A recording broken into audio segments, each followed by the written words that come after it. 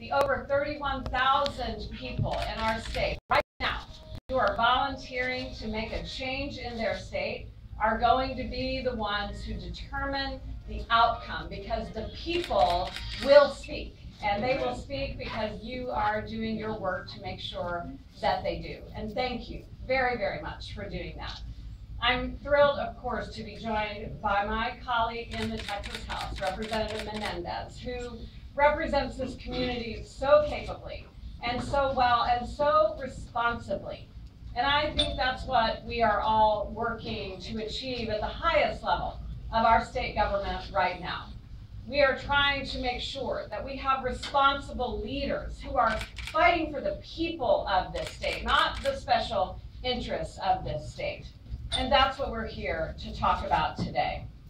As you all know, this election is more important than ever before because the promise of our state is being tested and challenged by the threat of corruption.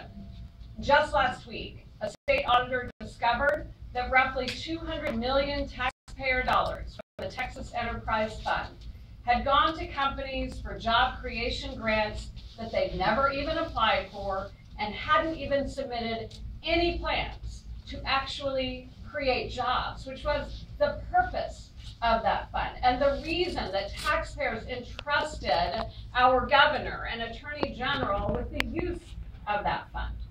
My opponent, Greg Abbott, was tasked by law to be the chief watchdog over the Texas Enterprise Fund. But instead of exercising his oversight responsibility, he actively looked the other way, and he accepted $1.4 million in contributions from the very companies that benefited from the fund and that he was supposed to be watching. On Wednesday, we found out that one of those companies was Bank of America. Bank of America received millions of taxpayer dollars from the Texas Enterprise Fund.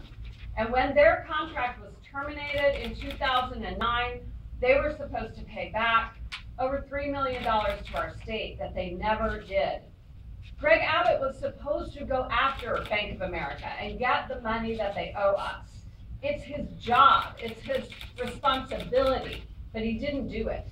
Instead, he accepted $115,000 in campaign contributions from Bank of America and let them keep the $3.3 million that they owe to Texas taxpayers.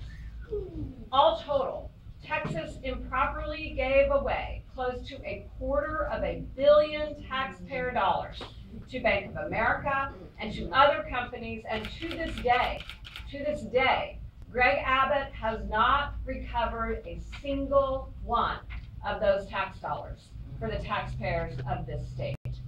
As Maya Angelou has said so poignantly, when someone shows you who they are, believe them. Greg Abbott has shown us time and time again.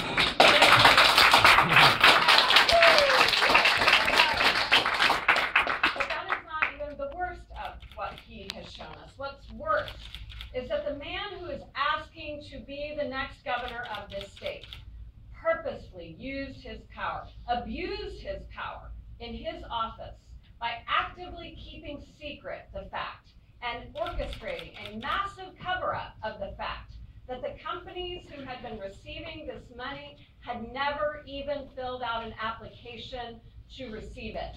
He told the press when they asked for these records that they couldn't be revealed because they contained proprietary information, all the while knowing that they didn't even exist. Wow. Yet Mr. Abbott and other Austin insiders like him still have the nerve to defend the slashing of funds to our public schools. Even today, while he's refusing to fight Bank of America and make them pay back that $3.3 million that they owe to our state, even today while he's doing that, he is actively appealing to make sure that $5.4 billion in cuts to our schools stay in place. What does it say about a person who's fighting our school children against them in court and refusing to do anything to fight people who are his campaign contributors who owe millions and millions to this state? What does that say about him? On Monday, members of Congress called on the Department of Justice to begin an investigation of Greg Abbott's role in the Texas Enterprise Fund scandal. I also called for this investigation when we first found out about the scandal a week ago. Hardworking Texas families are feeling the effects of this even now. They feel it in the higher property taxes they're paying, while seeing less and less in the way of government support for them. They feel it when their sons and daughters have to learn in overcrowded classrooms, when teachers get laid off, and when schools are being closed around the state. It's time to put an end to the culture of corruption in our state that eats away at our economy and our values and allows scandals like this to happen over and over again. And in this election, we can. This time, we can put an end to that corruption. This time, we can elect a governor who will put the hard-working people of this state first.